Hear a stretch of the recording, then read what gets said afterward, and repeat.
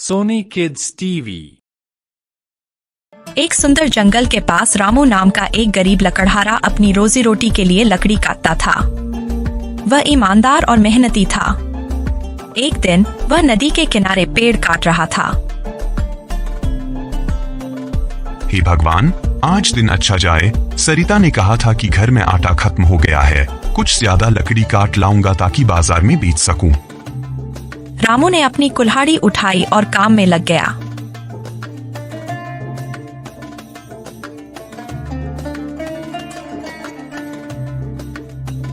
रामू एक बड़े पेड़ को काटने लगा। अचानक उसकी कुल्हाड़ी हाथ से फिसलकर नदी में गिर गई। अरे नहीं, मेरी कुल्हाड़ी! ये तो मेरे जीने का साधन है। अब मैं क्या करूंगा?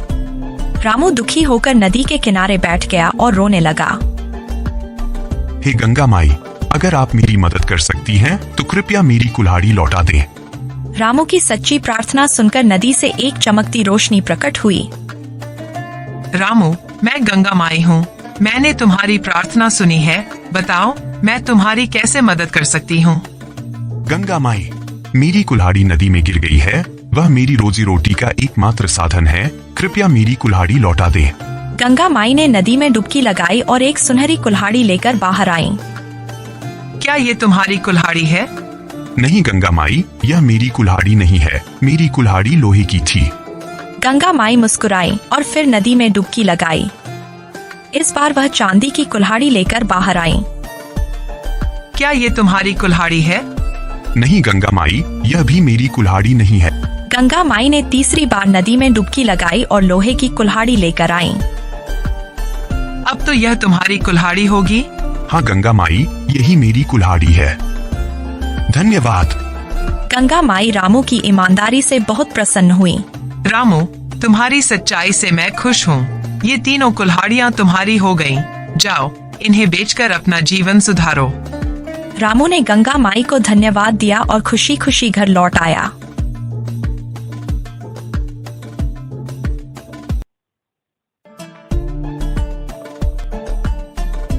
रामू घर पहुंचा और अपनी पत्नी सरिता को पूरी बात बताई।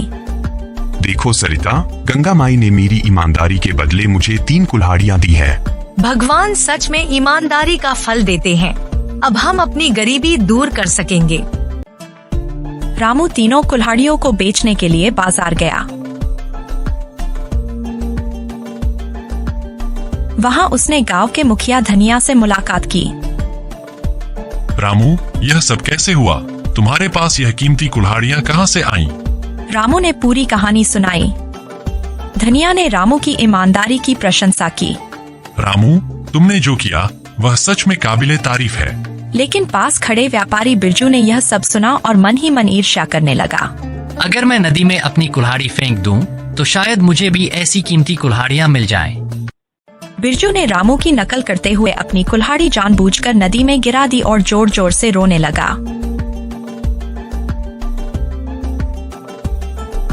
हे गंगा माई, मेरी कुल्हाड़ी लौटाओ।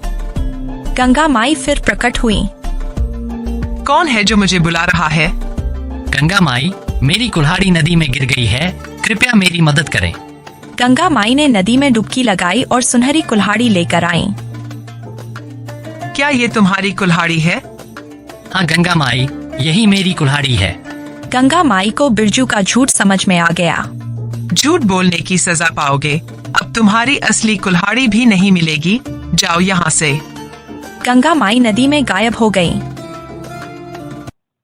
राजा विक्रम को रामू और बिरजू की घटना के बारे में पता चला। उन्होंने दोनों को अपने दरबार में बुलाया। रामू, मैंने सुना कि तुमने ईमानदारी से सब कुछ पाया, और बिरजू, तुमने झूठ बोला। मैं देखना चाहता हूँ कि ईमानदारी का असली मूल्य क्या है। राजा ने रामू को पुरस्कृत किया और बिरजू को सजा दी। धन्यवाद महाराज, मैं हमेशा ईमानदार रहने की कोशिश करूंगा। मुझे अपनी गलती का एहसास हो गया है। रामू और सरिता ने अपनी ईमानदारी और मेहनत से अपना जीवन बदल लिया। उनके मित्र मनोहर ने भी इस घटना से प्रेरणा ली। रामू, तुमने हमें सिखाया कि सच्चाई और ईमानदारी ही सबसे बड़ा धन है। रामू और सरिता ने खुशी खुशी अपना जीवन बिताया। ईमानदारी का फल हमेशा मीठा होता है। झूठ बोलने से केवल अपमान और हानि ही होती है। हमें जीवन में हर स्थिति में सच्चाई और ईमानदारी का साथ देना चाहिए।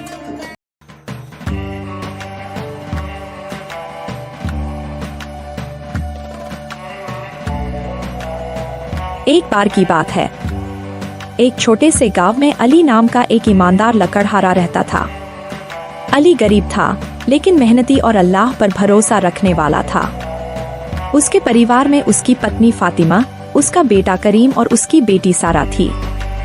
वह जंगल से सूखी लकड़ियां और टहनियां इकट्ठा करता और उन्हें बाजार में बेचकर अपने परिवार का गुजारा करता।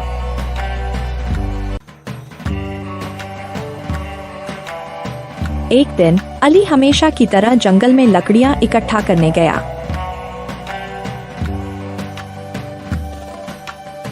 अल्लाह, तू मेरी मदद कर, मुझे आज अच्छी सूखी लकड़ियां मिले।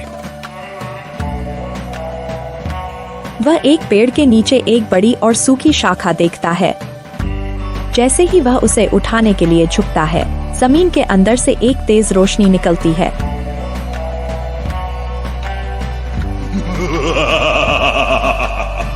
कौन है जिसने मुझे छेड़ा है?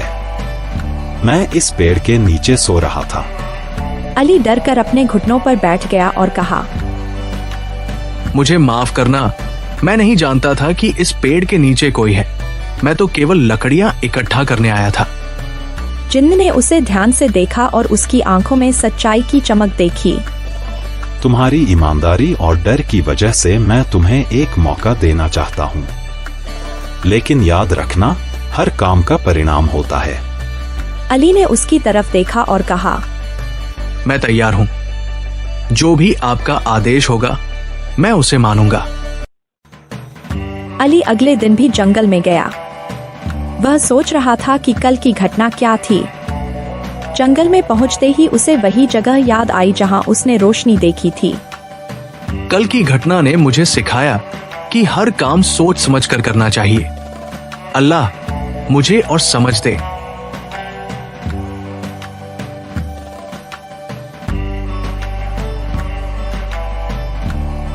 वह वहां गया और ध्यान से देखा।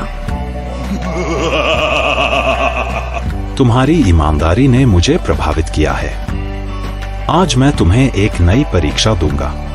अली ने धीरे से पूछा, आपकी परीक्षा क्या होगी मालिक? इस जंगल में एक रहस्यमय फूल है।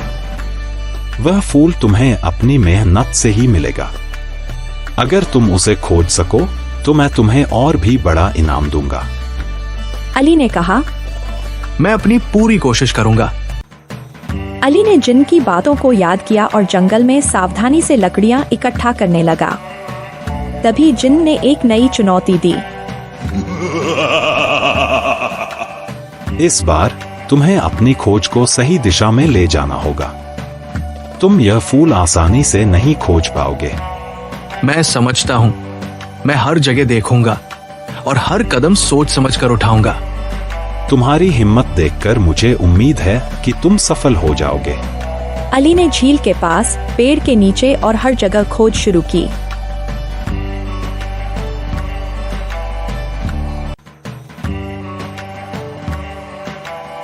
अली ने पूरी सुबह और दोपहर जंगल में फूल की खोज में बिताई, लेकिन उसे वह फूल नहीं मिला।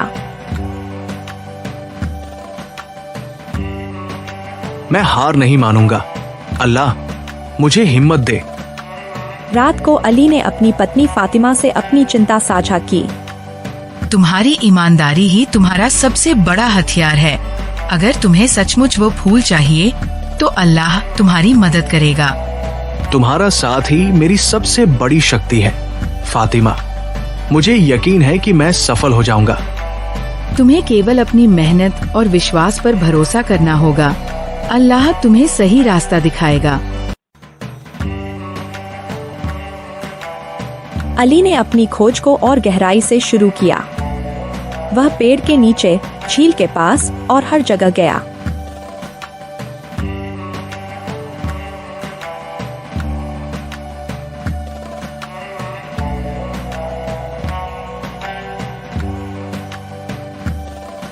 मैं अब तक जितना खोज चुका हूँ उससे ज्यादा मेहनत करूंगा।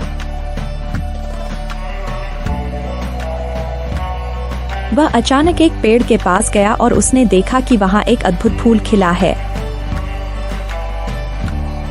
ये वो फूल है, अल्लाह का शुक्र है। जिन्न ने हवा में आकर मुस्कुराया। तुमने सचमुच यह फूल खोज लिया। अब मैं तुम्हें एक और इनाम देता हूँ। यह फूल तुम्हें शक्ति और धन का प्रतीक बनेगा।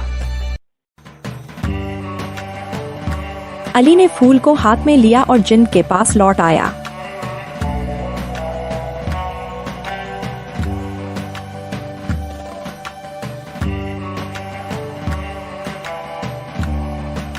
मालिक, मैंने वो फूल पा लिया है।